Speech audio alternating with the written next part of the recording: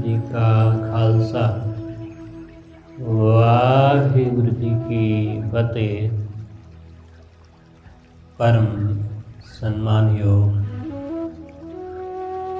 सतगुरां दे हजूर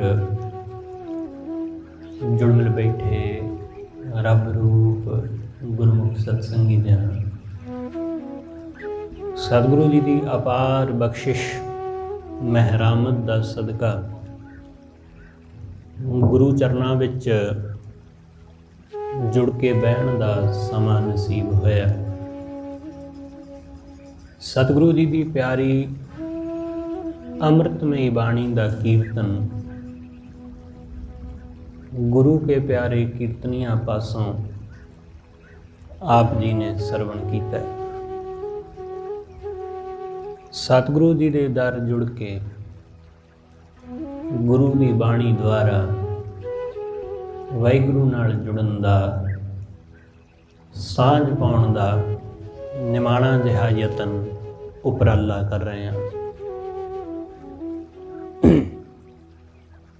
सतगुरु जी रहमत करदे समझाउंदे ने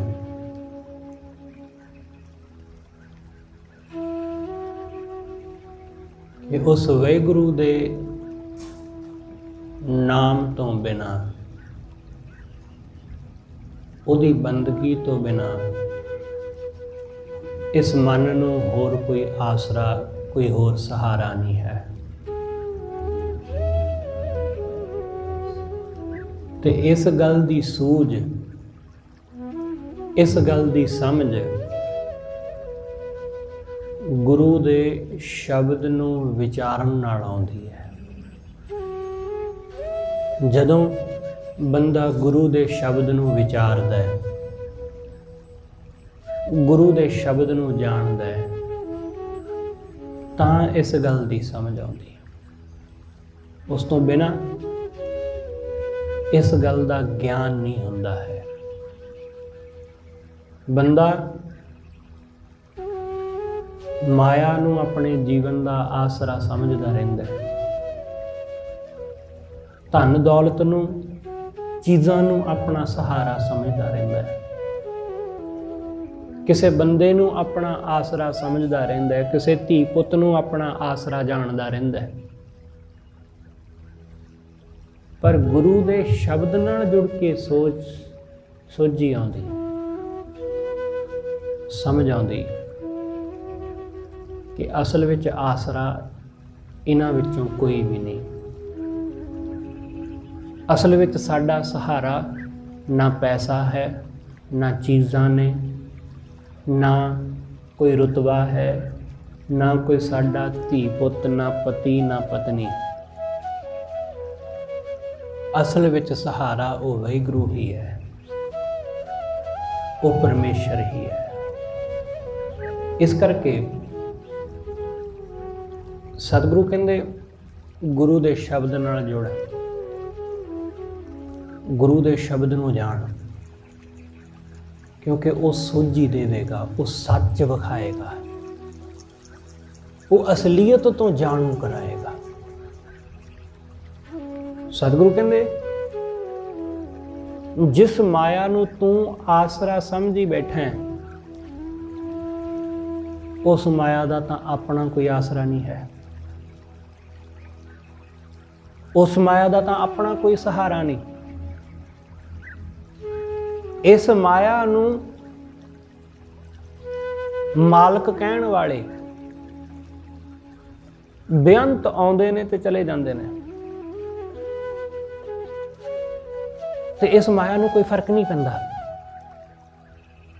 सतगुरु कहंदे ये माया उस इस्त्री जैसी है कि जिहदे पति दी मौत हो जाण ते उसनूं कोई फर्क नहीं पैंदा, क्योंकि ਉਹਦਾ कोई खसम होर बनने ਲਈ ਤਿਆਰ हो जाता है। सतगुरु कहते खसम मरै तो नार ना रोवै। ਉਹ ਰੋਂਦੀ नहीं, माया रोंदी नहीं। माया ਨੂੰ ਕੀ फर्क, क्योंकि ਉਹਦਾ मालिक कोई होर बनने ਲਈ ਤਿਆਰ बैठा है। ਉਹਦਾ आसरा बनने ਲਈ कोई होर बैठा है। ਇੱਕੋ ਜ਼ਮੀਨ ਜਿਹਦੇ मालिक ਅਸੀਂ ਹੁਣ बन के बैठे हाँ, उस जमीन के मालक साडे तो पहला पता नहीं किन्ने कुछ हो के तुर गए।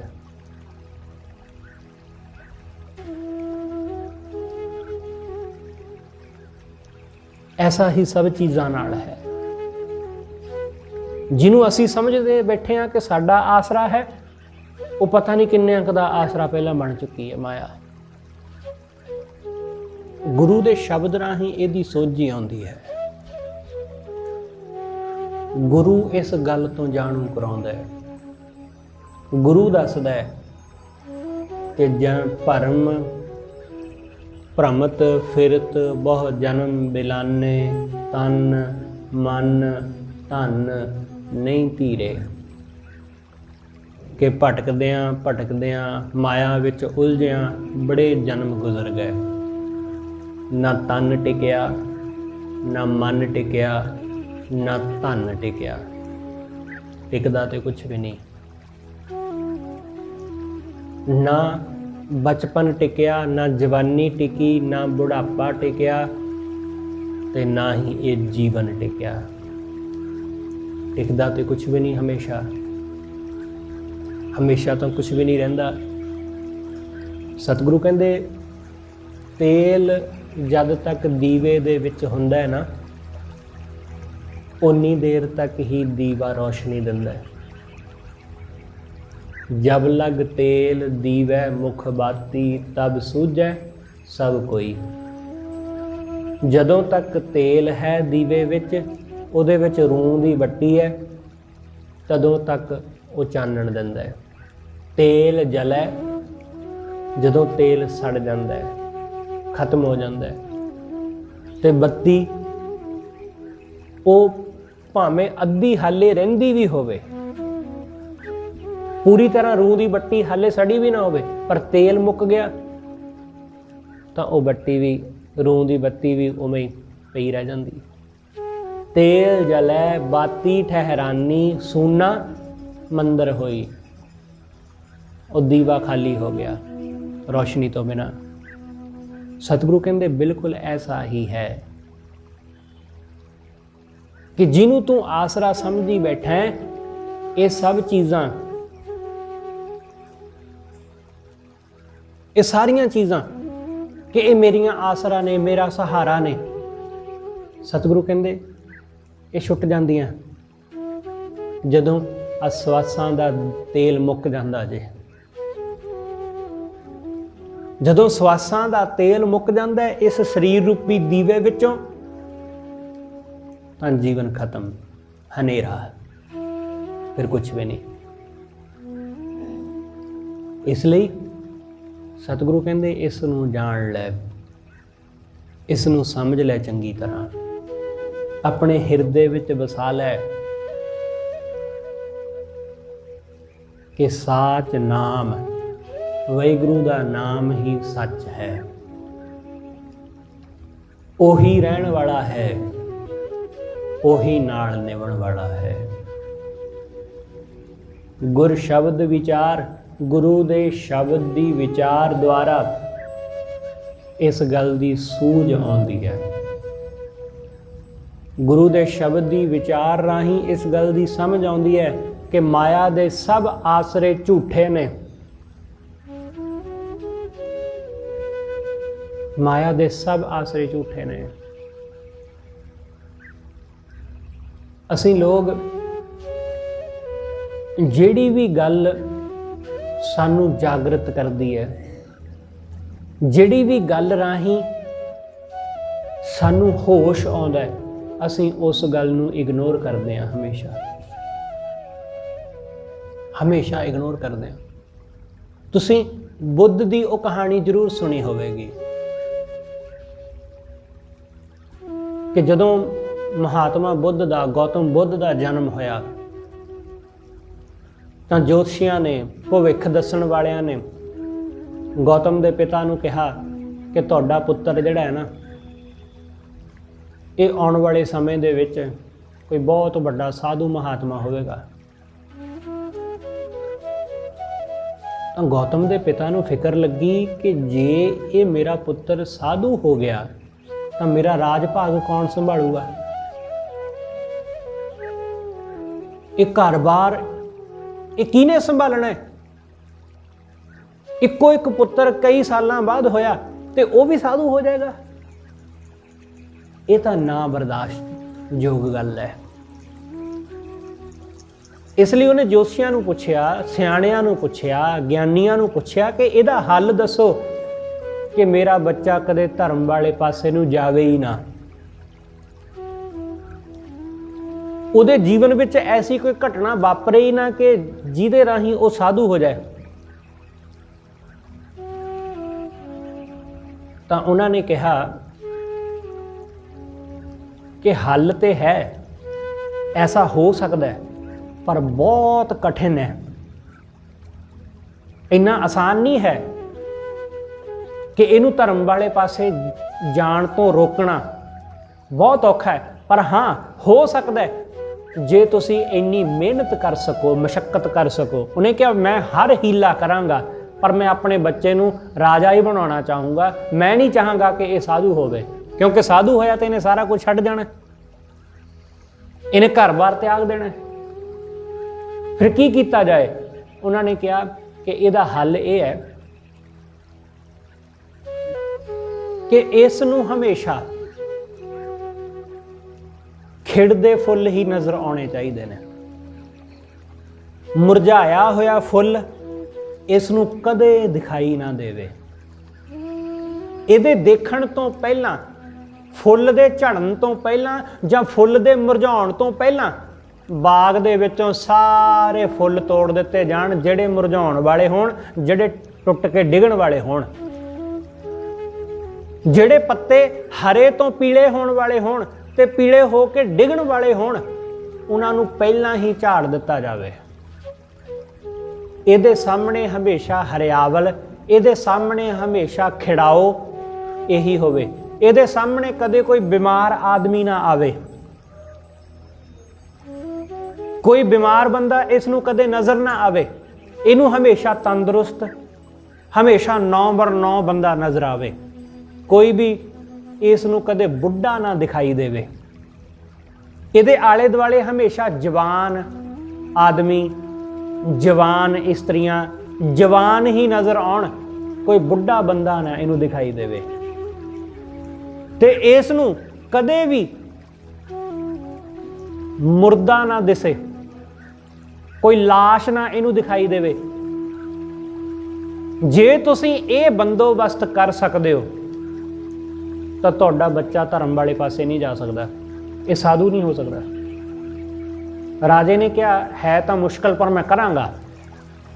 ਬੁੱਧ ਦੇ ਪਿਤਾ ਨੇ ਹਰ ਉਹ ਬੰਦੋਬਸਤ ਕੀਤਾ, ਹਰ ਉਹ ਚੀਜ਼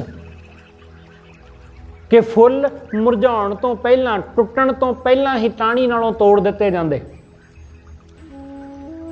ਇਸ ਤੋਂ ਪਹਿਲਾਂ ਕਿ ਪੱਤੇ ਟੁੱਟ ਕੇ ਡਿੱਗਣ, ਉਹਨਾਂ ਨੂੰ ਪਹਿਲਾਂ ਹੀ ਤੋੜ ਦਿੱਤਾ ਜਾਂਦਾ। ਉਹਦੇ ਸਾਹਮਣੇ ਕਦੀ ਕੋਈ ਬੁੱਢਾ ਬੰਦਾ ਨਹੀਂ ਆਉਣ ਦਿੱਤਾ ਗਿਆ। ਉਹਦੇ ਸਾਹਮਣੇ ਕਦੇ ਕਿਸੇ ਬਿਮਾਰ ਨੂੰ ਨਹੀਂ ਆਉਣ ਦਿੱਤਾ ਗਿਆ। ਜਦੋਂ ਉਹ ਕਿਤੇ ਜਾਂਦਾ ਤਾਂ ਉਸ ਦੇ ਰਸਤੇ ਦੇ ਵਿੱਚੋਂ ਬੁੱਢਿਆਂ ਆਦਮੀਆਂ ਨੂੰ ਪਰੇ ਕਰ ਦਿੱਤਾ ਜਾਂਦਾ। ਬਿਲਕੁਲ ਸੜਕਾਂ ਸਾਫ਼ ਪੱਧਰ ਕਰ ਦਿੱਤੀਆਂ ਜਾਂਦੀਆਂ ਕਿ ਉਹ ਕਿਤੇੋਂ ਦੀ ਗੁਜ਼ਰੇ ਤਾਂ ਉਸ ਨੂੰ ਕੋਈ ਐਸੀ ਚੀਜ਼ ਨਜ਼ਰ ਹੀ ਨਾ ਆਵੇ। ਹੁਣ ਤੁਸੀਂ ਜਰਾ ਸੋਚ ਕੇ ਦੇਖੋ ਕਿ ਬੁੱਧ ਦੀ ਹਾਲਤ ਕੀ ਹੋਵੇਗੀ ਗੌਤਮ ਦੀ, ਕਿ ਉਹਨੇ ਕਦੀ ਬੁੱਢਾ ਆਦਮੀ ਨਹੀਂ ਦੇਖਿਆ। ਉਹ ਜਵਾਨ ਹੋ ਗਿਆ। ਆਪਣੇ ਜੀਵਨ ਦੇ 18-20 ਸਾਲ ਉਸਨੇ ਕਿਸੇ ਬਜ਼ੁਰਗ ਬੰਦੇ ਨੂੰ ਨਹੀਂ ਦੇਖਿਆ, ਕਿਸੇ ਬਿਮਾਰ ਬੰਦੇ ਨੂੰ ਨਹੀਂ ਦੇਖਿਆ, ਕਿਸੇ ਮੁਰਦੇ ਨੂੰ ਨਹੀਂ ਦੇਖਿਆ। ਕਦੀ ਉਸਨੇ ਦਰਖਤਾਂ ਨੂੰ ਸੁੱਕਦਿਆਂ, ਉਹਨਾਂ ਨੂੰ ਪੱਤ ਝੜਨ ਨੂੰ ਨਹੀਂ ਦੇਖਿਆ, ਪੱਤੇ ਝੜਦੇ ਨਹੀਂ ਦੇਖੇ ਦਰਖਤ ਨਾਲੋਂ, ਪੱਤਿਆਂ ਨੂੰ ਸੁੱਕਦਿਆਂ ਹਰੇ ਤੋਂ ਪੀਲੇ, ਪੀਲੇ ਤੋਂ ਸੁੱਕਦੇ ਨਹੀਂ ਦੇਖੇ ਉਸਨੇ ਕਦੇ। ਉਹਨੂੰ ਸਿਰਫ ਹਰਿਆਵਲ, ਉਹਨੂੰ ਸਿਰਫ ਜਵਾਨੀ, ਉਹਨੂੰ ਸਿਰਫ ਤੰਦਰੁਸਤੀ ਦਿਖਾਈ ਗਈ, ਉਹਨੂੰ ਸਿਰਫ ਸੁੱਖ ਦਿਖਾਇਆ ਗਿਆ। ਦੂਸਰਾ ਪੱਖ ਜੀਵਨ ਦਾ ਉਸ ਨੂੰ ਕਦੇ ਦਿਖਾਇਆ ਹੀ ਨਹੀਂ ਗਿਆ, ਕਿਉਂਕਿ ਦੂਸਰਾ ਪੱਖ ਦਿਸੇਗਾ ਤਾਂ ਇਹ ਧਰਮ ਵਾਲੇ ਪਾਸੇ ਹੋ ਤੁਰੇਗਾ।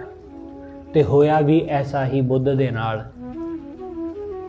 ਜਿਸ ਦਿਨ ਉਹਦੀ ਨਿਗਾਹ ਪਹਿਲੀ ਵੇਰਾਂ ਮੁਰਝਾਏ ਹੋਏ ਫੁੱਲਾਂ ਤੇ ਗਈ, ਜਿਸ ਦਿਨ ਉਹਦੀ ਪਹਿਲੀ ਵੇਰੀ ਨਿਗਾਹ ਕਿਸੇ ਬਿਮਾਰ ਆਦਮੀ ਤੇ ਗਈ ਕਿ ਉਹ ਖੰਘ ਰਿਹਾ ਸੀ, ਬੜਾ ਬੁਰੀ ਤਰ੍ਹਾਂ ਤੜਫ ਰਿਹਾ ਸੀ, ਬਿਮਾਰ ਸੀ,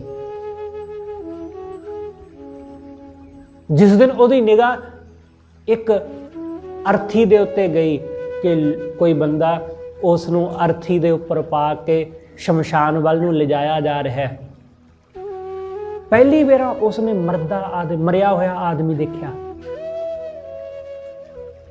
ਉਸ ਨੂੰ ਪਤਾ ਹੀ ਨਹੀਂ ਸੀ ਕਿ ਮੌਤ ਵੀ ਹੁੰਦੀ ਹੈ। ਉਹਨੂੰ ਪਤਾ ਹੀ ਨਹੀਂ ਸੀ ਕਿ ਕਦੇ ਬੰਦਾ ਬੁੱਢਾ ਵੀ ਹੁੰਦਾ ਹੈ। ਉਹਨੂੰ ਪਤਾ ਹੀ ਨਹੀਂ ਸੀ ਕਦੇ ਬੰਦਾ ਬਿਮਾਰ ਵੀ ਹੁੰਦਾ ਹੈ। ਸਾਰੇ ਬੰਦੋਬਸਤ ਕੀਤੇ ਗਏ। ਬੁੱਧ ਕਿਸੇ ਸਭਾ ਵਿੱਚ ਜਾ ਰਿਹਾ ਸੀ, ਨੌਜਵਾਨ ਸਭਾ, ਜਿਹਦੇ ਵਿੱਚ ਰਾਜਿਆਂ ਮਹਾਰਾਜਿਆਂ ਦੇ ਪੁੱਤਰ ਪਹੁੰਚਣੇ ਸਨ। ਬੁੱਧ ਜਾ ਰਿਹਾ ਸੀ, ਰਸਤੇ ਵਿੱਚ ਉਸ ਦੀ ਨਿਗਾਹ ਕਿਸੇ ਬਿਮਾਰ ਆਦਮੀ ਤੇ ਪੈ ਗਈ। ਕੋਈ ਬੁੱਢਾ ਆਦਮੀ ਦਿਸ ਪਿਆ। ਆਪਣੇ ਸਾਰਥੀ ਨੂੰ ਪੁੱਛਿਆ, ਰੱਥ ਚਲਾਉਣ ਵਾਲੇ ਨੂੰ, ਕਿ ਇਹ ਕੌਣ ਹੈ? ਉਸਨੇ ਕਿਹਾ, ਜੀ ਇਹ ਬਿਮਾਰ ਆਦਮੀ ਹੈ। ਉਹਨੇ ਕਿਹਾ, ਬਿਮਾਰ ਕੀ ਹੁੰਦਾ ਹੈ? ਹੁਣ ਉਹਨੂੰ ਪਤਾ ਹੀ ਨਹੀਂ ਬਿਮਾਰ ਕੀ ਹੁੰਦਾ ਹੈ, ਕਿ ਬਿਮਾਰ ਕੀ ਹੁੰਦਾ ਹੈ। ਉਸਨੇ ਕਿਹਾ, ਜੀ ਹਰ ਬੰਦਾ ਜੀਵਨ ਵਿੱਚ ਕਦੇ ਨਾ ਕਦੇ ਬਿਮਾਰ ਹੁੰਦਾ ਹੀ ਹੈ। ਉਹਨੂੰ ਥੋੜਾ ਬਹੁਤ ਬੁਖਾਰ, ਥੋੜੀ ਬਹੁਤੀ ਸਰੀਰ ਦੇ ਵਿੱਚ ਕਦੇ ਨਾ ਕਦੇ ਕੋਈ ਦਿੱਕਤ, ਕੋਈ ਤਕਲੀਫ ਹੁੰਦੀ ਹੈ। ਉਸਨੇ ਕਿਹਾ, ਅੱਛਾ ਐਸਾ ਵੀ ਹੁੰਦਾ? ਮੈਨੂੰ ਤੇ ਕਦੇ ਪਤਾ ਹੀ ਨਹੀਂ ਚੱਲਿਆ ਇਸ ਗੱਲ ਦਾ। ਅੱਗੇ ਗਏ ਤੇ ਇੱਕ ਬੁੱਢਾ ਆਦਮੀ ਦਿਸ ਪਿਆ, ਜਿਹਦੇ ਕੁੱਬ ਪਿਆ ਹੋਇਆ, ਖੁੰਡੀ ਦੇ ਆਸਰੇ ਤੁਰ ਰਿਹਾ। ਬੁੱਧ ਨੇ ਕਿਹਾ, ਇਹ ਕੌਣ ਹੈ?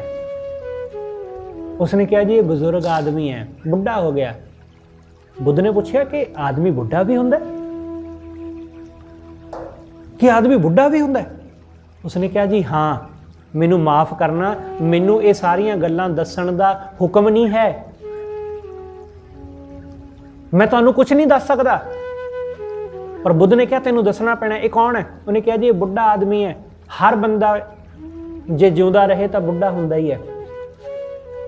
ਜੇ ਲੰਬੀ ਉਮਰ ਭੋਗੇ ਤਾਂ ਉਹ ਬੁੱਢਾ ਹੁੰਦਾ ਹੀ ਹੈ। ਸਰੀਰ ਇਸ ਤਰ੍ਹਾਂ ਕੁੱਬਾ ਹੋ ਹੀ ਜਾਂਦਾ ਹੈ ਬੁਢਾਪੇ ਵਿੱਚ, ਚਿਹਰਾ ਇਸ ਤਰ੍ਹਾਂ ਮੁਰਝਾ ਹੀ ਜਾਂਦਾ ਹੈ, ਝੂਰੀਆਂ ਪੈ ਜਾਂਦੀਆਂ, ਮਾਸ ਹੱਡੀਆਂ ਦੇ ਨਾਲੋਂ ਲਮਕ ਜਾਂਦਾ ਹੈ, ਬੁਢਾਪੇ ਵਿੱਚ ਐਸਾ ਹੋ ਹੀ ਜਾਂਦਾ ਹੈ। ਬੁੱਧ ਨੇ ਕਿਹਾ, ਮੈਂ ਵੀ ਐਸਾ ਹੋਵਾਂਗਾ?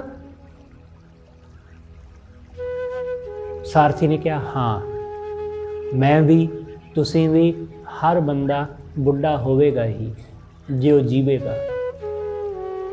ਅੱਗੇ ਗਏ ਤਾਂ ਇੱਕ ਅਰਥੀ ਦਿਸ ਪਈ। ਅਰਥੀ ਦੇ ਉੱਪਰ ਮੁਰਦੇ ਨੂੰ ਲਿਜਾ ਰਹੇ ਸਨ ਸ਼ਮਸ਼ਾਨ ਵੱਲ ਨੂੰ। ਬੁੱਧ ਨੇ ਕਿਹਾ, ਇਹ ਕੌਣ ਹੈ? ਉਸਨੇ ਕਿਹਾ, ਜੀ ਇਹ ਆਦਮੀ ਮਰ ਗਿਆ। ਬੁੱਧ ਨੇ ਕਿਹਾ, ਕਿ ਆਦਮੀ ਸਾਰੇ ਮਰਦੇ ਨੇ? ਉਸਨੇ ਕਿਹਾ, ਜੀ ਹਾਂ, ਹਰ ਬੰਦਾ ਮਰਦਾ ਹੈ। ਬੁੱਧ ਨੇ ਕਿਹਾ ਕਿ ਹੁਣ ਇੱਥੇ ਰੱਥ ਰੋਕ ਲੈ, ਬਸ ਹੁਣ ਨਹੀਂ ਕਿਤੇ ਜਾਣਾ, ਬਸ ਹੁਣ ਵਾਪਸ। ਕਿਹੜੀ ਸਭਾ? ਕਿਉਂਕਿ ਮੈਂ ਤਾਂ ਮਰ ਗਿਆ, ਮੈਂ ਤਾਂ ਬੁੱਢਾ ਹੋ ਗਿਆ, ਹੁਣ ਨਹੀਂ ਕਿਤੇ ਜਾਣ ਦੀ ਜ਼ਰੂਰਤ। ਬਸ ਉਸ ਦਿਨ ਗੌਤਮ ਬੁੱਧ ਹੋ ਗਿਆ। ਉਸ ਤੋਂ ਪਹਿਲਾਂ ਗੌਤਮ ਸੀ, ਪਰ ਬੁੱਧ ਹੋਇਆ ਉਸ ਦਿਨ। ਖਿਆਲ ਰੱਖਣਾ ਕਿ ਐਸੀਆਂ ਬਹੁਤ ਸਾਰੀਆਂ ਚੀਜ਼ਾਂ ਸਾਡੇ ਜੀਵਨ ਵਿੱਚ ਰੋਜ਼ ਵਾਪਰਦੀਆਂ। ਬੁੱਧ ਦੇ ਲਈ ਬੰਦੋਬਸਤ ਕੀਤਾ ਗਿਆ, ਗੌਤਮ ਲਈ ਬੰਦੋਬਸਤ ਕੀਤਾ ਗਿਆ ਕਿ ਉਹ ਇਹਨਾਂ ਚੀਜ਼ਾਂ ਤੇ ਧਿਆਨ ਨਾ ਦੇਵੇ, ਉਹਦਾ ਕਦੇ ਧਿਆਨ ਨਾ ਜਾਵੇ। ਉਹ ਮੁਰਝਾਉਂਦੇ ਹੋਏ ਫੁੱਲਾਂ ਨੂੰ ਨਾ ਦੇਖੇ, ਉਹ ਬੁੱਢੇ ਨੂੰ ਨਾ ਦੇਖੇ, ਉਹ ਬਿਮਾਰ ਨੂੰ ਨਾ ਦੇਖੇ, ਉਹ ਮੌਤ ਨੂੰ ਨਾ ਦੇਖੇ। ਅਸੀਂ ਲੋਕ ਬੁੱਧ ਵਰਗੇ ਤਾਂ ਨਹੀਂ ਹਾਂ, ਬੁੱਧ ਵਰਗੇ, ਗੌਤਮ ਵਰਗੇ ਭੋਲੇ ਤਾਂ ਨਹੀਂ ਹਾਂ। ਅਸੀਂ ਬਹੁਤ ਚਲਾਕ ਲੋਕ ਹਾਂ। ਅਸੀਂ ਮੌਤ ਸਾਹਮਣੇ ਹੋਵੇ, ਅਸੀਂ ਤਾਂ ਵੀ ਨਹੀਂ ਉਸ ਨੂੰ ਦੇਖ ਕੇ ਸਮਝਦੇ। ਅਸੀਂ ਪਤਾ ਨਹੀਂ ਕਿੰਨੇ ਕੁ ਲੋਕਾਂ ਨੂੰ ਅਰਥੀ ਦੇ ਉੱਤੇ ਜਾਂਦਿਆਂ ਦੇਖਿਆ, ਕਿੰਨੇ ਕੁ ਲੋਕਾਂ ਨੂੰ ਅਸੀਂ ਖੁਦ ਸ਼ਮਸ਼ਾਨ ਛੱਡ ਕੇ ਆਏ ਹਾਂ, ਕਿੰਨਿਆਂ ਕੁ ਨੂੰ ਅਸੀਂ ਖੁਦ ਆਪਣੇ ਹੱਥਾਂ ਦੇ ਰਾਹੀਂ ਉਹਨਾਂ ਦੀਆਂ ਅਸਥੀਆਂ ਪਾਣੀ ਵਿੱਚ ਵਿਸਰਜਿਤ ਕੀਤੀਆਂ, ਕਿੰਨਿਆਂ ਕੁ ਨੂੰ ਅਸੀਂ ਬਿਮਾਰ ਦੇਖਿਆ, ਕਿੰਨਿਆਂ ਕੁ ਨੂੰ ਅਸੀਂ ਮਰਦਿਆਂ ਦੇਖਿਆ। ਪਰ ਅਸੀਂ ਬੁੱਧ ਵਰਗੀ ਬੁੱਧੀ ਵਾਲੇ ਲੋਕ ਨਹੀਂ ਹਾਂ। ਸਾਨੂੰ ਅਕਲ ਫਿਰ ਵੀ ਨਹੀਂ ਆਉਂਦੀ, ਸਾਨੂੰ ਸਮਝ ਹੀ ਨਹੀਂ ਆਉਂਦੀ। ਉਹਨਾਂ ਦੀ ਬੁੱਧੀ ਕਿੰਨੀ ਸਰਲ ਹੋਵੇਗੀ ਕਿ ਇੱਕ ਵਾਰੀ ਦੇਖਿਆ ਤੇ ਸਮਝ ਆ ਗਈ ਗੱਲ ਕਿ ਇਹ ਤਾਂ ਝੂਠ ਹੈ, ਕਿ ਜਿਹੜੀ ਦੁਨੀਆ ਵਿੱਚ ਮੈਂ ਰਹਿ ਰਿਹਾ ਉਹ ਤਾਂ ਦੁਨੀਆ ਝੂਠੀ ਹੈ। ਅਸੀਂ ਰੋਜ਼ ਇਹ ਕੁਝ ਦੇਖਦੇ ਹਾਂ, ਅਸੀਂ ਰੋਜ਼ ਦੇਖਦੇ ਹਾਂ ਦਰਖਤਾਂ ਤੋਂ ਪੱਤੇ ਸੁੱਕ ਕੇ ਡਿੱਗਦੇ ਨੇ ਪੀਲੇ ਪੈ ਕੇ, ਤਾਂ ਸਾਡੇ ਤੇ ਕੋਈ ਅਸਰ ਹੁੰਦਾ? ਕੋਈ ਵੀ ਨਹੀਂ। ਅਸੀਂ ਦੇਖਿਆ ਕਿ ਸਾਡਾ ਬੱਚਾ ਸਾਡੇ ਹੱਥਾਂ ਵਿੱਚ ਜਨਮਿਆ, ਵੱਡਾ ਹੋਇਆ, ਜਵਾਨ ਹੋਇਆ, ਵਿਆਹਿਆ ਗਿਆ, ਬੱਚਿਆਂ ਵਾਲਾ ਹੋ ਗਿਆ ਸਾਡੇ ਹੱਥਾਂ ਦੇ ਵਿੱਚ। ਤੇ ਕਈਆਂ ਦੇ ਤਾਂ ਐਸੇ ਵੀ ਨੇ ਕਿ ਉਹਨਾਂ ਦੇ ਹੱਥਾਂ ਵਿੱਚ ਹੀ ਦੁਨੀਆ ਤੋਂ ਚਲੇ ਜਾਂਦੇ ਨੇ, ਪਰ ਫਿਰ ਵੀ ਬੰਦੇ ਨੂੰ ਸਮਝ ਆਈ? ਬਿਲਕੁਲ ਵੀ ਨਹੀਂ, ਫਿਰ ਵੀ ਨਹੀਂ। ਸਭ ਕੁਝ ਦੇਖਣ, ਸਭ ਕੁਝ ਜਾਣਨ ਦੇ, ਸਮਝਣ ਦੇ ਬਾਵਜੂਦ ਬੰਦਾ ਕੁਝ ਵੀ ਨਹੀਂ ਸਮਝਦਾ, ਕੁਝ ਵੀ ਨਹੀਂ ਜਾਣਦਾ। ਇਸ ਨੂੰ ਸਤਿਗੁਰੂ ਕਹਿੰਦੇ ਮਨ ਜਾਣਤ ਸਭ ਬਾਤ, ਜਾਣਤ ਹੀ ਔਗਣ ਕਰੈ। ਦੇਖਦਾ ਹੋਇਆ, ਜਾਣਦਾ ਹੋਇਆ, ਫਿਰ ਵੀ ਕੁਝ ਵੀ ਨਹੀਂ ਜਾਣਦਾ, ਕੁਝ ਵੀ ਨਹੀਂ ਸਮਝਦਾ। ਸਤਿਗੁਰੂ ਕਹਿੰਦੇ ਉਹ ਵਾਹਿਗੁਰੂ ਦਾ ਨਾਮ ਹੀ ਸੱਚ ਹੈ, ਗੁਰੂ ਦੇ ਦਰੋਂ ਸੋਝੀ ਮਿਲਦੀ ਹੈ। ਗੁਰੂ ਸੱਚ ਵਿਖਾਉਂਦਾ ਹੈ। ਜਦੋਂ ਬੁੱਧ ਵਾਂਗੂ ਕਿਸੇ ਦੂਸਰੇ ਦੀ ਮੌਤ ਨੂੰ ਦੇਖ ਕੇ ਇਹ ਖਿਆਲ ਆ ਜਾਏ ਕਿ ਮੇਰੀ ਵੀ ਮੌਤ ਹੋਣੀ ਹੈ, ਕਿਸੇ ਦੂਸਰੇ ਨੂੰ ਬੁੱਢਾ ਦੇਖ ਕੇ ਆਪਣੇ ਬੁੱਢੇ ਹੋਣ ਦਾ ਖਿਆਲ ਆ ਜਾਏ ਕਿ ਕੱਲ ਨੂੰ ਮੈਂ ਵੀ ਐਸਾ ਬੁੱਢਾ ਹੋ ਜਾਣਾ ਹੈ, ਕਿਸੇ ਦੂਸਰੇ ਨੂੰ ਬਿਮਾਰ ਦੇਖ ਕੇ ਇਹ ਖਿਆਲ ਆ ਜਾਏ ਕਿ ਮੇਰੇ ਤੇ ਵੀ ਬਿਮਾਰੀ ਆਵੇਗੀ, ਮੇਰੇ ਤੇ ਵੀ ਦੁੱਖ ਰੋਗ ਆਵੇਗਾ, ਮੈਂ ਵੀ ਬੁਖਾਰ ਨਾਲ ਕਦੇ ਇਸੇ ਤਰ੍ਹਾਂ ਹੋਵਾਂਗਾ। ਕਿਉਂਕਿ ਸਾਡੇ ਸਾਰਿਆਂ ਦੇ ਸਰੀਰ ਦੇ ਉੱਤੇ ਇਹ ਕੁਝ ਹੁੰਦਾ ਹੀ ਹੈ, ਬਿਮਾਰ ਠਮਾਰ ਅਸੀਂ ਹੋਣਾ ਹੀ ਹੈ। ਬਚਪਨ ਤੋਂ ਜਵਾਨੀ, ਜਵਾਨੀ ਤੋਂ ਬੁਢਾਪਾ, ਬੁਢਾਪੇ ਤੋਂ ਮੌਤ, ਇਹ ਆਉਣੀ ਹੈ ਕਿ ਮੇਰੇ ਤੇ ਵੀ ਇਹ ਕੁਝ ਵਾਪਰੇਗਾ। ਜਦੋਂ ਇਸ ਗੱਲ ਦੀ ਵਿਚਾਰ ਕਰ ਲਵੇ ਬੰਦਾ, ਜਦੋਂ ਇਸ ਗੱਲ ਨੂੰ ਬੰਦਾ ਜਾਣ ਲਵੇ, ਸਤਿਗੁਰੂ ਕਹਿੰਦੇ ਫੇਰ ਗੁਰਮੁਖ ਸਾਚੇ ਸਾਚੇ ਦਰਬਾਰ, ਤਦੋਂ ਉਹ ਸੱਚੇ ਵਾਹਿਗੁਰੂ ਦੇ ਦਰਬਾਰ ਆਪਣਦਾ ਹੈ, ਤਦੋਂ ਉਹਦੇ ਦਰ ਸਾਂਝ ਪੈਂਦੀ ਹੈ। ਜਦੋਂ ਆ ਦੁਨੀਆ ਦਾ ਦਰਬਾਰ ਝੂਠਾ ਦਿਸ ਪੈ ਕੇ ਤਾਂ ਝੂਠ ਹੈ, ਉਦੋਂ ਸੱਚਾ ਦਰਬਾਰ ਦਿਸਦਾ ਹੈ, ਉਦੋਂ ਸੱਚ ਨਾਲ ਸਾਂਝ ਪੈਂਦੀ। ਸਤਿਗੁਰੂ ਕਹਿੰਦੇ ਸੇਵਕ ਦਾਸ ਭਗਤ ਜਨ ਸੋਈ। ਉਹੀ ਵਾਹਿਗੁਰੂ ਦਾ ਸੇਵਕ, ਉਹੀ ਵਾਹਿਗੁਰੂ ਦਾ ਦਾਸ, ਉਹੀ ਵਾਹਿਗੁਰੂ ਦਾ ਭਗਤ ਕੌਣ? ਠਾਕੁਰ ਕਾ ਦਾਸ ਗੁਰਮੁਖ ਹੋਈ, ਜਿਹੜਾ ਗੁਰੂ ਦੇ ਸਨਮੁਖ ਹੋ ਜਾਵੇ, ਜਿਹੜਾ ਗੁਰੂ ਦੇ ਸਨਮੁਖ ਹੋ ਗਿਆ, ਜਿਹਨੇ ਆਪਣੀ ਮੱਤ ਛੱਡ ਦਿੱਤੀ, ਜਿਹਨੇ ਗੁਰੂ ਦਾ ਲੜ ਫੜ ਲਿਆ ਕਿ ਗੁਰੂ ਜਿੱਧਰ ਨੂੰ ਲੈ ਜਾਏ ਤੁਰ ਜਾਣਾ, ਉਹ ਜਿੱਥੇ ਰੱਖੇ ਉੱਥੇ ਰਹਿਣਾ। ਸਾਡੀ ਇਹ ਧਾਰਨਾ ਰਹੀ ਹੈ, ਸਾਡੀ ਸੰਸਕ੍ਰਿਤੀ ਵਿੱਚ, ਸਾਡੇ ਸੱਭਿਆਚਾਰ ਵਿੱਚ, ਕਿ ਪਿਤਾ ਆਪਣੀ ਧੀ ਦਾ ਪੱਲਾ ਫੜਾਉਂਦਾ ਹੈ ਕਿਸੇ ਬੰਦੇ ਨੂੰ ਯੋਗ ਜਾਣ ਕੇ ਕਿ ਇਹ ਲੜਕਾ ਜਿਹੜਾ ਹੈ ਨਾ, ਇਹ ਮੇਰੀ ਧੀ ਦੇ ਯੋਗ ਹੈ, ਇਹ ਹਰ ਦੁੱਖ ਸੁੱਖ ਵਿੱਚ ਹਰ ਤਰ੍ਹਾਂ ਨਾਲ ਮੇਰੀ ਧੀ ਦਾ ਮਦਦਗਾਰ ਹੋਵੇਗਾ, ਉਹਦਾ ਸਹਾਈ ਹੋਵੇਗਾ। ਇਸ ਤਰ੍ਹਾਂ ਯੋਗਤਾ ਦੇਖ ਕੇ, ਯੋਗ ਜਾਣ ਕੇ ਉਹ ਧੀ ਦਾ ਲੜ,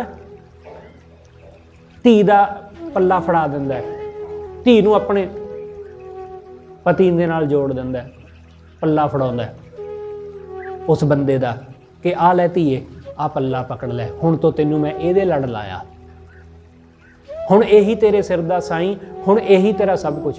ਤੇ ਧੀ ਵੀ ਐਸੀ ਕਿ ਪਿਤਾ ਨੇ ਜਿੱਥੇ ਤੋਰ ਦਿੱਤਾ ਚੁੱਪਚਾਪ ਤੁਰ ਗਈ, ਕੋਈ ਕਿੰਤੂ ਪਰੰਤੂ ਨਹੀਂ, ਕੋਈ ਸਵਾਲ ਜਵਾਬ ਨਹੀਂ ਕਿ ਮੇਰੀ ਮਰਜ਼ੀ ਤਾਂ ਪੁੱਛ ਲੈਂਦੇ, ਮਰਜ਼ੀ ਵੀ ਨਹੀਂ ਪੁੱਛੀ। ਉਹਨੇ ਕਿਹਾ ਜਿੱਥੇ ਪਿਤਾ ਨੇ ਤੋੜ ਦਿੱਤਾ ਚੰਗਾ, ਕਿਉਂਕਿ ਪਿਤਾ ਹੈ ਚੰਗਾ ਹੀ ਸੋਚੇਗਾ, ਮਾੜਾ ਤਾਂ ਸੋਚਣ ਲੱਗਾ ਨਹੀਂ। ਇਸ ਨੂੰ ਹੋਰ ਪੱਖ ਤੋਂ ਨਾ ਦੇਖਣਾ, ਜਿਹੜੀ ਮੈਂ ਗੱਲ ਕਹਿਣੀ ਚਾਹੁੰਦਾ ਉਹ ਸਮਝਣਾ ਕਿ ਪਿਤਾ ਨੇ ਚੰਗਾ ਹੀ ਸੋਚਿਆ, ਇਸ ਲਈ ਉਹਨੇ ਆਪਣੀ ਕੋਈ ਮਰਜ਼ੀ ਨਹੀਂ ਦੱਸੀ ਕਿ ਮੇਰੀ ਆਹ ਮਰਜ਼ੀ, ਮੈਂ ਆਹ ਚਾਹੁੰਦੀ ਸੀ, ਮੈਂ ਆਹ ਚਾਹੁੰਦੀ ਸੀ, ਮੇਰੀ ਆਹ ਇੱਛਾ ਸੀ, ਨਾ। ਉਹਨੇ ਸਭ ਮਰਜ਼ੀਆਂ ਛੱਡ ਦਿੱਤੀਆਂ ਆਪਣੀਆਂ। ਉਹਨੇ ਆਪਣੀ ਮਰਜ਼ੀ ਨੂੰ ਪਿਤਾ ਦੀ ਮਰਜ਼ੀ ਜਾਣ ਲਿਆ ਕਿ ਜੋ ਪਿਤਾ ਦੀ ਮਰਜ਼ੀ ਉਹ ਮੇਰੀ ਮਰਜ਼ੀ। ਉਹਨੇ ਜਿਹਦੇ ਲੜ ਮੈਨੂੰ ਲਾ ਦਿੱਤਾ ਮੈਂ ਲੱਗ ਗਈ। ਬਸ ਉਹੀ ਕਿ ਪਹਿਲਾਂ ਮੇਰਾ ਸਾਈਂ, ਮੇਰਾ ਮਾਲਕ ਮੇਰਾ ਪਿਤਾ ਸੀ, ਹੁਣ ਮੇਰਾ ਸਾਈਂ, ਮੇਰਾ ਮਾਲਕ ਇਹ ਹੈ ਜਿਹਦੇ ਲੜ ਮੇਰੇ ਪਿਤਾ ਨੇ ਲਾਇਆ ਮੈਨੂੰ। ਸ਼ਾਇਦ ਇਹੀ ਕਾਰਨ ਹੈ ਕਿ ਹਰ ਲੜਕੀ ਆਪਣੇ ਪਤੀ ਦੇ ਵਿੱਚੋਂ ਆਪਣਾ ਪਿਤਾ ਲੱਭਦੀ ਰਹਿੰਦੀ ਹੈ, ਉਹੋ ਜਿਹੇ ਗੁਣ ਦੇਖਦੀ ਹੈ ਕਿ ਉਹੋ ਜਿਹੇ ਗੁਣ ਹੈਗੇ ਨੇ ਕਿ ਪਿਤਾ ਵਰਗੀ ਦੇਖਭਾਲ ਕਰਨ ਵਾਲਾ। ਇਸ ਲਈ ਹਰ ਲੜਕੀ ਕਿਤੇ ਨਾ ਕਿਤੇ ਦੇਖਣਾ ਕਿ ਉਹ ਆਪਣੇ ਪਤੀ ਦੇ ਵਿੱਚੋਂ ਆਪਣੇ ਪਿਤਾ ਵਾਲੇ ਗੁਣ ਭਾਲੇਗੀ ਕਿ ਉਹ ਗੁਣ ਇਹਦੇ ਵਿੱਚ ਹੋਣ। ਸਤਿਗੁਰੂ ਨੇ ਕਿਰਪਾ ਕੀਤੀ, ਉਸ ਨੇ ਸਾਨੂੰ ਵਾਹਿਗੁਰੂ ਦੇ ਲੜ ਲਾਇਆ। ਜਿਵੇਂ ਪਿਤਾ ਨੇ ਆਪਣੀ ਧੀ ਨੂੰ ਲੜ ਲਾ ਦਿੱਤਾ, ਉਹਨੇ ਪੱਲਾ ਫੜਾ ਦਿੱਤਾ ਕਿ ਆ ਲੈ, ਗੁਰੂ ਨੇ ਐਸਾ ਹੀ ਕਰਿਆ। ਗੁਰੂ ਨੇ ਪਰਮੇਸ਼ਰ ਪਤੀ ਦਾ ਲੜ ਸਾਨੂੰ ਫੜਾ ਦਿੱਤਾ ਕਿ ਲੈ ਭਾਈ, ਆ ਤੇਰੇ ਸਿਰ ਦਾ ਸਾਈਂ, ਆ ਤੇਰਾ ਮਾਲਕ, ਇਹਦਾ ਲੜ ਫੜ ਲੈ। ਇਹਦਾ ਲੜ ਫੜੀ ਰੱਖੇਗਾ ਤਾਂ ਜੀਵਨ ਵਿੱਚ ਸੁੱਖ ਹੀ ਸੁੱਖ ਨੇ, ਆਨੰਦ ਹੀ ਆਨੰਦ ਨੇ। ਇਹਦੇ ਤੋਂ ਬਿਨਾਂ ਇੱਧਰ ਉੱਧਰ ਕਿਤੇ ਦੇਖਣ ਦੀ ਲੋੜ ਨਹੀਂ, ਇਹਦੇ ਤੋਂ ਬਿਨਾਂ ਕਿਸੇ ਹੋਰ ਨੂੰ ਕੁਛ ਨਹੀਂ ਜਾਣਨਾ। ਇਹੀ ਰੱਬ, ਇਹੀ ਪ੍ਰਮਾਤਮਾ, ਇਹੀ ਸਭ ਕੁਝ, ਇਹੀ ਤੇਰਾ ਸਾਰਾ ਕੁਝ ਹੈ। ਬਸ ਇਹਦੇ ਤੋਂ ਬਿਨਾਂ ਹੋਰ ਕੁਛ ਵੀ ਨਹੀਂ। ਜਦੋਂ ਇਸ ਤਰ੍ਹਾਂ ਅਸੀਂ ਗੁਰੂ ਦੇ ਸਨਮੁਖ ਹੁੰਦੇ ਹਾਂ ਤਾਂ ਅਸੀਂ ਗੁਰੂ ਵਾਲੇ ਬਣਦੇ ਹਾਂ।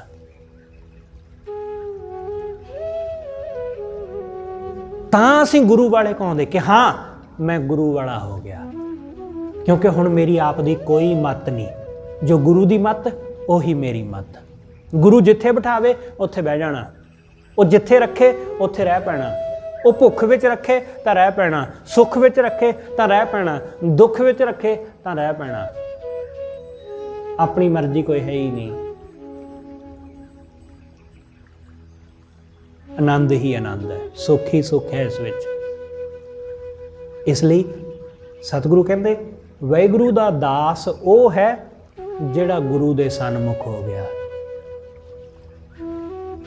ਠਾकुर का दास गुरमुख होई। गुरु दे सन्मुख होने वाला ओदा दास है।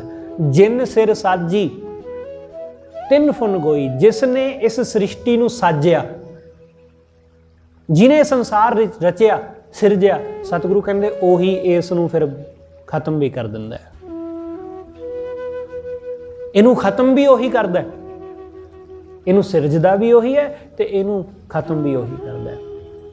ਤਿਸ ਬਿਨ ਦੂਜਾ ਅਵਰ ਨਾ ਕੋਈ, ਉਸ ਵਾਹਿਗੁਰੂ ਤੋਂ ਬਿਨਾਂ ਕੋਈ ਹੋਰ ਹੈ ਹੀ ਨਹੀਂ। ਉਹਦੇ ਤੋਂ ਬਿਨਾਂ ਹੋਰ ਕੋਈ ਵੀ ਨਹੀਂ। ਇਸ ਲਈ ਸਾਚ ਨਾਮ ਗੁਰ ਸ਼ਬਦ ਵਿਚਾਰ, ਉਸ ਵਾਹਿਗੁਰੂ ਦੇ ਨਾਮ ਨੂੰ ਹੀ ਸੱਚ ਜਾਣ ਕਿ ਉਹਦਾ ਨਾਮ ਹੀ ਸੱਚ ਹੈ। ਗੁਰੂ ਦੇ ਸ਼ਬਦ ਦੀ ਵਿਚਾਰ ਦੁਆਰਾ ਇਹ ਮੱਤ ਆਉਂਦੀ ਬੰਦੇ ਨੂੰ। ਗੁਰਮੁਖ ਸਾਚੇ ਸਾਚੇ ਦਰਬਾਰ। ਗੁਰੂ ਦੇ ਸਨਮੁਖ ਹੋਣ ਵਾਲਾ ਬੰਦਾ ਸੱਚਾ ਹੁੰਦਾ ਹੈ ਤੇ ਉਹੀ ਵਾਹਿਗੁਰੂ ਦੇ ਸੱਚੇ ਦਰ ਤੇ ਪ੍ਰਵਾਨ ਹੁੰਦਾ ਹੈ। ਰਹਾਓ ਸੱਚਾ ਅਰਜ਼ ਸੱਚੀ ਅਰਦਾਸ। ਅਰਦਾਸ ਸਾਡੀ, ਜਦੋਂ ਅਸੀਂ ਆਪਣੀ ਪ੍ਰਾਰਥਨਾ, ਆਪਣੀ ਅਰਦਾਸ ਸੱਚੀ ਕਰਦੇ ਹਾਂ, ਦਿਲੋਂ ਕਰਦੇ ਹਾਂ, ਤਾਂ ਮਹਿਲੀ ਖਸਮ ਸੁਣੇ। ਵਾਹਿਗੁਰੂ ਆਪਣੇ ਮਹਿਲ ਵਿੱਚ ਬੈਠਾ ਹੈ, ਉਹ ਆਪਣੇ ਸੋਨੇ ਦੇ ਹਰਮੰਦਰਾਂ ਵਿੱਚ ਬੈਠਾ ਸਾਡੀ ਸੁਣਦਾ ਹੈ। ਖਿਆਲ ਰੱਖਣਾ, ਅਰਦਾਸ ਦੀ ਇੱਕ ਆਪਣੀ ਮਹੱਤਤਾ ਹੈ। ਅਰਦਾਸ ਦੀ। ਸ਼ਾਇਦ ਇਸ ਤਰ੍ਹਾਂ ਤੁਸੀਂ ਸਹਿਜੇ ਸਮਝੋਗੇ। ਰਜੂਸ਼ ਫਕੀਰ ਹੋਇਆ ਇੱਕ, ਉਹਦੇ ਨਾਲ ਉਹਦਾ ਇੱਕ ਮੁਰੀਦ ਹੈ। ਉਹ ਜਾ ਰਹੇ ਸਨ ਕਿਸੇ ਰਸਤੇ ਤੇ, ਤਾਂ ਰਸਤੇ ਵਿੱਚ ਇੱਕ ਕਾਫੀ ਵੱਡਾ ਪੱਥਰ ਉਹਨਾਂ ਦੇ ਰਾਹ ਵਿੱਚ ਆਇਆ। ਰਜੂਸ਼ ਨੇ ਕਿਹਾ ਆਪਣੇ ਚੇਲੇ ਨੂੰ, ਮੁਰੀਦ ਨੂੰ, ਕਿ ਇਸ ਪੱਥਰ ਨੂੰ ਹਟਾ,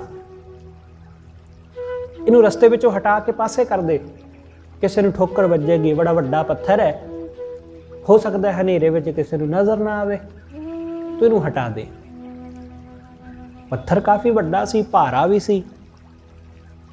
ਉਹਦਾ ਮੁਰੀਦ ਜ਼ੋਰ ਲਾ ਰਿਹਾ, ਬੜਾ ਜ਼ੋਰ, ਉਹਨੇ ਪੂਰਾ ਜ਼ੋਰ ਲਾਇਆ, ਪਰ ਉਹ ਪੱਥਰ ਜਰਾ ਜਿਹਾ ਖਿਸਕਿਆ, ਪਰ ਪੂਰੀ ਤਰ੍ਹਾਂ ਨਹੀਂ, ਜਰਾ ਜਿਹਾ ਹਿੱਲਿਆ ਬਸ।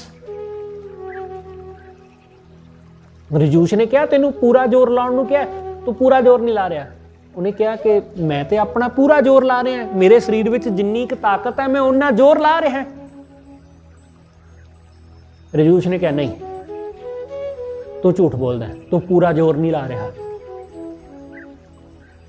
ਉਹਨੇ ਕਿਹਾ ਜੀ ਆ ਤੁਹਾਡੇ ਸਾਹਮਣੇ ਹੈ, ਮੈਂ ਦੇਖੋ ਪਸੀਨੋ ਪਸੀਨੀ ਹੋ ਗਿਆ, ਮੈਂ ਇੰਨਾ ਜ਼ੋਰ ਲਾਇਆ ਮੇਰੇ ਕੱਪੜੇ ਗਰਮੀ ਨਾਲ ਭਰ ਗਏ, ਪਸੀਨੇ ਨਾਲ ਭਰ ਗਏ, ਮੇਰੇ ਕੋਲੋਂ ਨਹੀਂ ਹੁੰਦਾ ਇਹ, ਮੈਂ ਆਪਣਾ ਪੂਰਾ ਜ਼ੋਰ ਲਾ ਲਿਆ। ਰਜੂਸ਼ ਕਹਿੰਦਾ ਤੂੰ ਝੂਠ ਬੋਲਦਾ ਹੈ, ਤੂੰ ਪੂਰਾ ਜ਼ੋਰ ਨਹੀਂ ਲਾ ਰਿਹਾ। ਉਸਨੇ ਕਿਹਾ ਫਿਰ ਮੈਨੂੰ ਦੱਸੋ ਪੂਰਾ ਜ਼ੋਰ ਕਿਵੇਂ ਲਾਈਦਾ। ਕਹਿੰਦਾ ਤੇਰੇ ਜ਼ੋਰ ਵਿੱਚ ਇੱਕ ਚੀਜ਼ ਹੋਰ ਸ਼ਾਮਲ ਹੈ, ਤੂੰ ਇਹ ਵੀ ਤਾਂ ਕਹਿ ਸਕਦਾ ਹੈ ਕਿ ਜਰਾ ਹੱਥ ਪਵਾ ਦਿਓ, ਤੇਰੇ ਜ਼ੋਰ ਵਿੱਚ ਆ ਵੀ ਸ਼ਾਮਲ ਹੈ, ਤੂੰ ਹੱਥ ਜੋੜ ਕੇ ਕਹਿ ਸਕਦਾ ਹੈ ਕਿ ਮੇਰੇ ਤੋਂ ਨਹੀਂ ਹੋ ਰਿਹਾ, ਤੁਸੀਂ ਕਰਾ ਦਿਓ। ਅਰਦਾਸ ਉਸ ਜ਼ੋਰ ਦਾ ਨਾਮ ਹੈ ਕਿ ਜਿਹੜਾ ਕੰਮ ਸਾਡੇ ਤੋਂ ਨਾ ਹੋਵੇ, ਹੱਥ ਜੋੜ ਕੇ ਉਹਨੂੰ ਕਹਿਣਾ ਮੇਰੇ ਤੋਂ ਨਹੀਂ ਹੁੰਦਾ, ਤੁਸੀਂ ਹੱਥ ਪਵਾ ਦਿਓ, ਉਹਨੂੰ ਅਰਦਾਸ ਕਹਿੰਦੇ ਨੇ। ਕਿ ਮੈਂ ਕਰ ਲਿਆ, ਮੇਰਾ ਜ਼ੋਰ ਲਾ ਹਟਿਆ, ਮੇਰੇ ਤੋਂ ਨਹੀਂ ਹੋ ਰਿਹਾ। ਜਰਾ ਜਿਹਾ ਤੁਸੀਂ, ਕਿਉਂਕਿ ਇਹ ਸਾਡਾ ਜ਼ੋਰ ਤਾਂ ਹੈ ਨਾ, ਇੰਨੀ ਗੱਲ ਕਹਿਣਾ ਇਹ ਵੀ ਸਾਡੇ ਜ਼ੋਰ ਵਿੱਚ ਹੀ ਆਉਂਦਾ, ਇਹ ਵੀ ਸਾਡੀ ਤਾਕਤ ਵਿੱਚ ਆਉਂਦਾ ਕਿ ਹੱਥ ਜੋੜ ਕੇ ਕਹਿ ਦੇਣਾ ਕਿ ਜੀ ਥੋੜਾ ਹੱਥ ਲਵਾ ਦਿਓ, ਮੈਂ ਸਿਮਰਨ ਕਰਦਾ ਪਰ ਮੇਰੇ ਤੋਂ ਹੁੰਦਾ ਨਹੀਂ, ਤੁਸੀਂ ਕਿਰਪਾ ਕਰ ਦਿਓ। ਮੈਂ ਸੇਵਾ ਕਰਦਾ ਪਰ ਮੇਰੇ ਤੋਂ ਪੂਰੀ ਤਰ੍ਹਾਂ ਹੁੰਦੀ ਨਹੀਂ, ਤੁਸੀਂ ਕਿਰਪਾ ਕਰ ਦਿਓ। ਇਹ ਸਾਡੇ ਜ਼ੋਰ ਵਿੱਚ ਹੈ।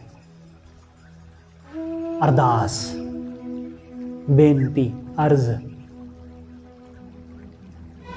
ਇਸ ਲਈ ਜਦੋਂ ਤੁਸੀਂ ਆਪਣਾ ਜ਼ੋਰ ਲਾ ਹਟੋ ਤਾਂ ਇੱਕ ਆਖਰੀ ਜ਼ੋਰ ਦਾ ਨਾਮ ਅਰਦਾਸ ਹੈ, ਉਹ ਜ਼ਰੂਰ ਕਰਨਾ, ਫਿਰ ਕਾਰਜ ਰਾਸ ਹੁੰਦਾ ਹੈ, ਫਿਰ ਕਾਰਜ ਸੰਪੂਰਨ ਹੁੰਦਾ ਹੈ। ਰਜੂਸ਼ ਨੇ ਕਿਹਾ ਮੈਨੂੰ ਕਹਿ ਤਾਂ ਸਕਦਾ ਹੈ ਨਾ ਤੂੰ ਕਿ ਸਤਿਗੁਰੂ ਜੀ ਹੱਥ ਪਵਾ ਦਿਓ। ਰਜੂਸ਼ ਨੇ ਹੱਥ ਲਵਾਇਆ ਤਾਂ ਉਹ ਪੱਥਰ ਕਿਨਾਰੇ ਤੇ ਲੱਗ ਗਿਆ। ਐਸਾ ਹੀ ਹੈ, ਸਾਡੇ ਜੀਵਨ ਵਿੱਚ ਬਹੁਤ ਸਾਰੇ ਪੱਥਰ ਨੇ, ਦੁੱਖਾਂ ਦੇ, ਕਲੇਸ਼ਾਂ ਦੇ, ਵਿਕਾਰਾਂ ਦੇ, ਈਰਸ਼ਾ ਦੇ, ਨਿੰਦਾ ਦੇ, ਚੁਗਲੀ ਦੇ, ਬੜੇ ਪੱਥਰ ਨੇ। ਰੋਜ਼ ਠੋਕਰਾਂ ਖਾਂਦੇ ਆ ਉਹਨਾਂ ਵਿੱਚ, ਰੋਜ਼ ਨੱਕ ਮੂੰਹ ਭਨਾਉਂਦੇ ਆ ਆਪਣਾ। ਗੁਰੂ ਨੂੰ ਇੱਕ ਵਾਰੀ ਜਰਾ ਬੇਨਤੀ ਕਰੋ, ਉਹ ਇਹ ਸਾਰੇ ਪੱਥਰ ਪਾਸੇ ਲੰਘਾ ਦੇਗਾ, ਰਾਹ ਪੱਧਰ ਹੋ ਜਾਏਗਾ। ਇਸ ਲਈ ਸੱਚਾ ਅਰਜ਼, ਸੱਚੀ ਅਰਦਾਸ, ਮਹਿਲੀ ਖਸਮ ਸੁਣੇ ਸ਼ਾਬਾਸ਼। ਉਹ ਆਪਣੇ ਮਹਿਲਾਂ ਵਿੱਚ ਬੈਠਾ ਸੁਣ ਲੈਂਦਾ ਜੇ। ਇਸ ਲਈ ਤੇ ਉਹ ਸ਼ਾਬਾਸ਼ੀ ਦਿੰਦਾ ਹੈ, ਉਹ ਰਹਿਮਤ ਕਰਕੇ ਆਪਣੇ ਚਰਨਾਂ ਨਾਲ ਜੋੜ ਲੈਂਦਾ ਹੈ। ਤੇ ਫਿਰ ਕੀ ਕਰਦਾ? ਸੱਚਾ ਤਖਤ ਬੁਲਾਵੇ ਸੋਏ। ਉਹ ਆਪਣੇ ਤਖਤ ਤੇ ਬੁਲਾ ਲੈਂਦਾ ਸਾਨੂੰ, ਆਪਣੇ ਚਰਨਾਂ ਨਾਲ ਜੋੜ ਲੈਂਦਾ, ਸੱਦ ਲੈਂਦਾ ਕੋਲ, ਆਪਣੇ ਕੋਲ ਬੁਲਾਉਂਦਾ। ਦੇ ਵਡਿਆਈ ਕਰੇ ਸੋ ਹੋਏ। ਉਹ ਫਿਰ ਆਪਣੀ ਵਡਿਆਈ ਦਿੰਦਾ ਹੈ, ਉਹ ਆਪਣੀ ਸੋਭਾ ਬਖਸ਼ਦਾ ਹੈ, ਉਹ ਆਪਣੇ ਚਰਨਾਂ ਨਾਲ ਜੋੜ ਕੇ ਆਪਣੀ ਵਡਿਆਈ ਦੇ ਦਿੰਦਾ ਹੈ। ਗੁਰੂ ਨਾਲ ਜੁੜਨ ਵਾਲਾ ਗੁਰੂ ਜੈਸਾ ਹੋ ਜਾਂਦਾ ਹੈ, ਗੁਰੂ ਦਾ ਪਿਆਰਾ ਹੋ ਜਾਂਦਾ ਹੈ, ਵਡਿਆਈ ਮਿਲਦੀ ਹੈ ਗੁਰੂ ਦੇ ਨਾਲ ਜੁੜ ਕੇ। तेरा ताण तू है दीवान। हे वाहिगुरु तेरा ही सारा जोर है, ताण बल तेरा ही दीवान, तेरा ही आसरा है सानू। तेरे तो बिना ना कोई आसरा, तेरे तो बिना ना कोई साडा होर सहारा, तू ही साडा बल है ताण है। गुर का शब्द सच निशान, गुरु का शब्द ही सच्चा निशान है। निशान मतलब राह दी पूंजी, राहदारी के निशान। जिमें ਆਪਾਂ ਕਹਿੰਦੇ ਨਾ कि जिमें जी लॉकडाउन ਦੇ ਵਿੱਚ ਜਿਨ੍ਹਾਂ ਬੰਦਿਆਂ ਦੇ ਕੋਲ ਕੋਈ ਵਾਊਚਰ ਜਾਂ ਕੋਈ ਕਿਸੇ ਤਰ੍ਹਾਂ ਦਾ ਕੋਈ ਕਾਰਡ ਉਹ ਬਣਿਆ ਹੁੰਦਾ ਸੀ, ਉਹਨਾਂ ਨੂੰ ਲੰਘਣ ਦੇ ਦਿੱਤਾ ਜਾਂਦਾ ਸੀ ਕਿ ਭਾਈ ਹਾਂ ਤੁਸੀਂ ਜਾ ਸਕਦੇ ਹੋ। ਬਸ ਐਸਾ ਹੀ ਰਾਹਦਾਰੀ। ਜਿਨ੍ਹਾਂ ਕੋਲ ਗੁਰੂ ਦੇ ਸ਼ਬਦ ਦਾ ਨਿਸ਼ਾਨ ਹੈ ਉਹਨਾਂ ਨੂੰ ਰੋਕਿਆ ਨਹੀਂ ਜਾਂਦਾ, ਉਹਨਾਂ ਦੇ ਰਾਹ ਵਿੱਚ ਰੋਕ ਟੋਕ ਨਹੀਂ ਹੁੰਦੀ, ਉਹ ਪਾਰ ਲੰਘ ਜਾਂਦੇ ਨੇ। ਉਹਨਾਂ ਨੂੰ ਜਿਹੜੇ ਕਾਮ ਕ੍ਰੋਧ ਰੂਪੀ ਜਾਂ ਜੰਮ ਰੂਪੀ ਪੁਲਸੀਏ ਨੇ ਇਹ ਰੋਕਦੇ ਨਹੀਂ, ਜਿਨ੍ਹਾਂ ਦੇ ਕੋਲ ਸ਼ਬਦ ਦਾ ਨਿਸ਼ਾਨ ਹੋਵੇ। ਇਸ ਲਈ ਸਤਿਗੁਰੂ ਕਹਿੰਦੇ ਗੁਰ ਕਾ ਸ਼ਬਦ ਸੱਚ ਨਿਸ਼ਾਨ, ਮੰਨੇ ਹੁਕਮ ਸੋ ਪ੍ਰਗਟ ਜਾਏ। ਜਿਹੜਾ ਗੁਰੂ ਦਾ ਹੁਕਮ ਮੰਨਦਾ ਉਹ ਇਸ ਸੰਸਾਰ ਵਿੱਚ ਪ੍ਰਗਟ ਹੁੰਦਾ, ਉਹਨੂੰ ਗੁਰਸਿੱਖ ਕਹਿੰਦੇ ਨੇ। ਉਹਨੂੰ ਗੁਰਸਿੱਖ ਜਾਣਿਆ ਜਾਂਦਾ ਜਿਹੜਾ ਗੁਰੂ ਦੇ ਹੁਕਮ ਨੂੰ ਮੰਨਦਾ ਹੈ। ਮੰਨੇ ਹੁਕਮ ਸੋ ਪ੍ਰਗਟ ਜਾਏ, ਸੱਚ ਨਿਸ਼ਾਨੈ ਠਾਕ ਨਾ ਪਾਏ। ਸੱਚੇ ਨਿਸ਼ਾਨ ਕਰਕੇ ਉਹਨੂੰ ਠਾਕ ਨਹੀਂ ਪੈਂਦੀ, ਉਹਨੂੰ ਰੁਕਾਵਟ ਨਹੀਂ ਪੈਂਦੀ, ਉਹਨੂੰ ਰੋਕ ਨਹੀਂ ਪੈਂਦੀ ਕਿ ਇਹ ਗੁਰੂ ਦਾ ਸਿੱਖ ਹੈ, ਉਹਨੂੰ ਕੋਈ ਰੋਕਦਾ ਨਹੀਂ। ਇਸ ਲਈ ਸਤਿਗੁਰੂ ਕਹਿੰਦੇ ਪੰਡਿਤ ਪੜ੍ਹੈ ਵਖਾਣੈ ਵੇਦ। ਪੰਡਿਤ ਧਰਮ ਗ੍ਰੰਥਾਂ ਨੂੰ ਪੜ੍ਹਦੇ ਨੇ, ਵਿਚਾਰਦੇ ਨੇ, ਵੇਦਾਂ ਦਾ ਵਿਖਿਆਨ ਕਰਦੇ ਨੇ, ਲੋਕਾਂ ਨੂੰ ਕਥਾ ਕਹਾਣੀਆਂ ਸੁਣਾਉਂਦੇ ਨੇ, ਪਰ ਅੰਤਰ ਵਸਤ ਨਾ ਜਾਣੈ ਭੇਦ। ਜੋ ਅੰਦਰ ਵਸਤੂ ਹੈ ਵਾਹਿਗੁਰੂ ਦਾ ਨਾਮ, ਉਹ ਵਾਹਿਗੁਰੂ, ਉਹਦਾ ਭੇਦ ਨਹੀਂ ਜਾਣਦੇ। ਗੱਲਾਂ ਬਹੁਤ ਜਾਣਦੇ ਨੇ, ਕਥਾ ਕਹਾਣੀਆਂ ਬੜੀਆਂ ਜਾਣਦੇ ਨੇ, ਪਰ ਉਸ ਵਾਹਿਗੁਰੂ ਦੇ ਭੇਦ ਨੂੰ ਨਹੀਂ ਜਾਣਦੇ ਜੋ ਅੰਦਰ ਬੈਠਾ ਹੋਇਆ ਹੈ। ਪੰਡਿਤ ਪੜ੍ਹੈ ਵਖਾਣੈ ਵੇਦ, ਅੰਤਰ ਵਸਤ ਨ ਜਾਣੈ ਭੇਦ। ਗੁਰ ਬਿਨ ਸੋਝੀ ਬੂਝ ਨਾ ਪਾਏ, ਬੂਝ ਨਾ ਹੋਏ। ਗੁਰੂ ਤੋਂ ਬਿਨਾ ਸੋਝੀ ਨਹੀਂ ਹੁੰਦੀ, ਗੁਰੂ ਤੋਂ ਬਿਨਾ ਅੰਤਰ ਦੀ ਸੋਝੀ ਨਹੀਂ, ਅੰਦਰ ਦਾ ਭੇਦ ਨਹੀਂ ਮਿਲਦਾ।